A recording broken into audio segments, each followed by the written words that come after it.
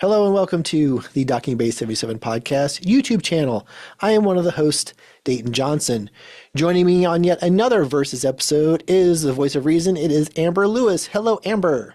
Hello. Glad to be back doing this. Yes, this one is a lot better than the Olivia Newton-John cover Yes, of it was more of a Jolene. challenge. Yes. Yes, go back and check that out. Dolly Parton's Jolene covered by Olivia Newton-John. And it was surprising. So we'll just leave it there. Anyway, so what we do is we take an original song and we compare it to a cover version. And tonight we are doing Wild Night by Van Morrison and covered by John Mellencamp featuring... Michelle Ndengeocello. Yay, I can never say her name. And which of course makes it a fantastic duet. So going into this, which of the two were you more familiar with? Because I know it was kind of even for me. How about you? Well, as like a teenager, I think when the cover song came out, I hadn't heard the Van Morrison Oh, version, okay. and I don't think I knew it was a cover. I think it was A lot of just people didn't. Yeah. um I liked Michelle Ndengeocello anyway. Okay. So her doing this cover with John Mellencamp was exciting, especially since I didn't really like him that much. There are some of his songs that I like, but most of them I don't. Okay. So, having her on it though, I was like really excited and really loved this version. So then I found out it was a Van Morrison song and I heard his version, and then that made things a little more complicated because I Gotcha. love Van Morrison. Okay. Okay. Yeah. See, I got to admit, for me, when this one came out, it was kind of even because with MTV and then rock radio at the time and pop music radio at this time, I kept hearing the cover like all the time. And I Yes. certainly remember the video with the most unrealistic and hottest cab driver ever because I'm like, they never look like that when I get in one. Okay. But when it comes down to Van Morrison and classic rock radio, it was almost always Moondance or Brown Eyed Girl. Yes. Those were the ones I almost It's like always those are heard, the only two songs he ever wrote. which is not true. Multiple Yeah. albums. So with this, Wild Night became one of those that was kind of in the background. Like I would hear it every once in a while, but going in with hearing the cover, I was like, I really dig this. Because like you, I mean, it's not that I dislike Mellencamp's music. There's a lot of it I do like, but I can honestly admit I don't own any of his records, and which I think is more on me than him. And I have grown to like more of his stuff. But yeah, this was definitely way more accessible than a lot of his songs. And the funny thing was too, this whole album he kind of did out of anger because the record label said, the last one was not to a format. So he just went in and quickly recorded these songs and dropped them in a hurry, and it still sold. So whatever. Right? Go figure. Anyway. All right. So let's go ahead and jump into some facts about the original. Wild Night by Van Morrison appears on the album Tupelo Honey, released in 1971. The single was released in September of that same year. The first version of the song was recorded in New York in the fall of 1968 with producer Louis Merenstein, who produced Morrison's album Astral Weeks. He also had worked with the Mamas and the Papas, the Spencer Davis Group, and Charlie Daniels, so he's no slouch when it comes to producers. The version on Tupelo Honey was recorded at Wally Heider Studios in San Francisco and produced by the great Ted Templeman. Side note, check out Templeman's book, A Platinum Producer's Life in Music. It is an absolute fantastic read, by the way. It's to be noted that guitarist Ronnie Montrose plays all the electric guitars on this album. Montrose is known for his band Montrose with the Red Rocker himself, Sammy Hagar. The single peaked at number 28 on the Billboard Hot 100. All right, so let's get into some thoughts about the original. Amber, likes, dislikes, general thoughts. Let's have it. I love the lead guitar. Yes. So much more on What a this great one. riff. What a great It's riff. it's so good. And this one for me, it feels like the perfect opening to a concert. Okay. Like if Okay. you went to see Van Morrison live, like he should come out with this one, Right. and it's just a banger just to start off with. Um, I I love Van Morrison so much, but I don't really like his voice on this song. Interesting. Okay. Okay. Um, I think I don't know. It doesn't really feel like his song. Like his songs to me are more folk music almost. All You right. know, that very Irish singing in a pub kind of thing. And this one, you know, like I said, this is like I'm kicking off my concert. I'm singing to tens of thousands of people, and I don't know, he just doesn't give me that vibe Okay. as an artist. So it does seem a little bit like it's not his song. All right. Interesting. That I didn't expect. Okay. No, I agree. The guitar riff is pretty awesome. I think the bass line is just sick because you can hear it really well, of course, in the cover, but in this one you can hear it really well. Which impresses me the how tight the performances are, because I did read this in a couple of different places, so I'm assuming it's true that Van Morrison recorded live in the studio. Like obviously it's in the studio, but they didn't do like multiple tracks and things like that. So what you're hearing is everybody kind of performing together. So if that's true, then wow, that's really fantastic considering all the different layers we get later. Like for instance, you start off with the beginning of the song with, you know, you got bass guitar and vocals, your drums, the typical stuff. But as the song progresses, they add, oh, let's add some horns here, you know, right before the first chorus. And then, oh, wait, during the chorus, we got more horns and let's add some steel guitar. So it's like, Yes. and the fact, and the mix is so good, you can hear everything, especially if you have a decent set of headphones on, you can really hear everything.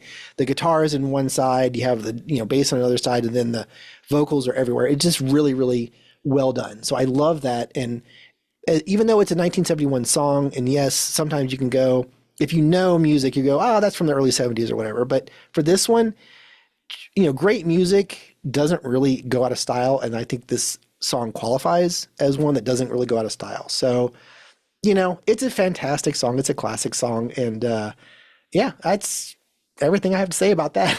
Yeah, it reminded me, I've been listening a lot to Simon and Garfunkel's concert in Central Park. Okay. It's like my favorite live album, and it would fit in with that concert. Yes. Like it Yeah. that's what I thought of when I turned it on. Okay. Interesting. Interesting. All right. Anything else you want to mention before we move on to the next song or the Nope. cover? All right. Nope. Fantastic. Okay. Some facts about the cover. The song appears on Mellencamp's 1994 album, Dance Naked. An alternate acoustic mix was released as a promotional single for radio. That version does appear on the 2005 re-release of Dance Naked. The album version was released as a single in May of 1994. And from what I can tell, it was the only single off the album. Maybe the title track was released, but yeah. I don't think he was a fan of that album. But anyway, it was critically well received and peaked at number 3 on the Billboard Hot 100. It remained in the top 40 for 33 weeks. It also topped the adult contemporary charts for 8 weeks. This was John Mellencamp's final top 10 hit on the Hot 100. So that's interesting. That is interesting. I know, right? So, all right. Thoughts on the cover. Amber, you go first. Well, like I said, I already knew Michelle Ndegeocello from the album Plantation Lullabies, which is a really amazing album. If you haven't heard it, like you need to listen to it. I saw her like it was like I saw her in the Grammys or something. It was Okay. some live performance, and I was blown away. I'm like, who is this person? So that to me is the whole point of the cover. I could care less about John Mellencamp, although I do like his voice on this song better Yes. than Van Morrison's. I 100% agree with that. 100% agree. But her bass playing is just next level, and it makes the song just richer, and there's so much more to it, and I just find it so interesting, and I love their vocals together. Yep. You know, I don't like the guitar riff as well on this version. Okay. But outside of that, I mean, it just makes you want to jump up and dance. Like it's so good. Yes. So I love the fact that it's a duet. I think their voices work very well together. So yeah, and I agree. I think Mellencamp's voice sounds better than Van Morrison because as much as I do like the original, I think Morrison's voice sounds better in different. To your point, folky music, more Irish. Like I love his Yeah. voice in Brown Eyed Girl, stuff like that. So it's not that he has a bad Yes. voice. It just maybe I don't know. It's Do you just have the to? style. Yeah, I have Yeah. to think about that. That's interesting. But yeah, I agree that their voices work well together. Um, the bass line, you're right. She and she totally owns the bass line, and I think it's important to notice the difference. Now, this is where I'm going to get all nerdy music wise. So they completely redo the arrangement of the song, and I think it's for a couple reasons. Number one, their version starts off with just drums and bass, just the rhythm section. So you really get to hear her play bass, right? You get to hear that Yes. track, which is cool because the guitar doesn't kick in until right before we go into the pre-chorus. So it's Mhm. not all about that. It's about the rhythm section and the vocals. Love it. Okay, so I love that they made that choice. Now, and so it's all bass and vocals right up to the chorus, and they keep that to the next verse too. It goes right back to just the drums and the bass and the singing. So that's great. Now, they tighten up the song in the chorus by dropping the second half of the chorus. So they only do it one time through and then they stop, as opposed to the Van Morrison version where they go through it twice. Fine, tighten it up, cool, whatever. So now the second half of the song is drastically different than the original. Now, right after the second chorus, they move the instrumental break up, which in the Van Morrison version was a solo, and they move it up to right after that part. Then they move into two measures of the come out and dance bridge. They do that, followed by a normal pre chorus, and then a stripped down version of the chorus, and which is the only time the entire song at the very end is they repeat the chorus. So they completely change the second half of the song and you don't even notice. You're like, No, yeah, you don't. it feels right. It feels Yes. so right. And it plays to the strengths. There's no horns, there's no steel guitar. It's mostly their voices and the rhythm section. And I Yeah. think that's fantastic. And it so works. And you're right, it's so hard to not dance when this song comes on. Yeah. I mean, It's I love a good bass line, and she is just she's an killing it. amazing player. I mean, she Yeah. has played with tons of people. Yep. You've heard her and you don't even know it because, she just comes in, does her business, and leaves. Right? But with this one, I mean, I really felt like it was John Mellencamp showcasing her. Yeah, yes. It doesn't even feel like his song. It's like, Yes. I'm going to kick in with this, but this is Michelle's song. Yeah, exactly. 100%. I mean, that's like I said, you take out the guitars in the verses and it's all about their voices and the bass. So Hmm. yeah, it's amazing how they sat down, they made it their own, they played to their strengths and it works on every level. So there. Yep, there it is. There it is. So I might have tipped my hand and maybe you tipped yours as well. So let's discuss what do we think about this? The original versus the cover. Which one's better? Which one do you prefer? Mine's the same. So, Amber, where do you land on which one? Well, I hate to say it because if I'm listening to a Van Morrison playlist, Mhm. this song is definitely on there and I Right. completely enjoy it. But the cover is so much better and I 100% would choose it over the original, if I had to make a choice. It just I think it gets to the heart of the type of song that it is, and Right. it's just more of a party song, more of a very joyful dance song, and I just appreciate the cover so much more. Yeah. Yeah. I'm right there with you. They, as much as I do love the original, and I agree, if you're listening to Van Morrison, this song has to be there, and it's an absolute classic. But John and Michelle said, okay, we're going to make it ours. And they did it in a way that doesn't, it pays tribute to the original because the soul is still there, but they played to their strengths and they made it theirs in every possible way. And yeah, when it comes right down to it, I'm picking this one because Yeah. the cover is so good. Like even when the song gets stuck in my head now, it's the cover that gets stuck, It's the not the bass original. line. Yeah. Yeah. Yeah, it's just so much fun, so much fun. But yeah, okay. Well, that was a lot more positive than our Jolene version. So, I know. right? It made it more of a challenge when you like both songs. Yes, yes. And And it's tricky to have to pick one over the other, but like Kenneth Branagh in the movie Belfast, he uses almost only Van Morrison songs mhm, as the soundtrack to the film.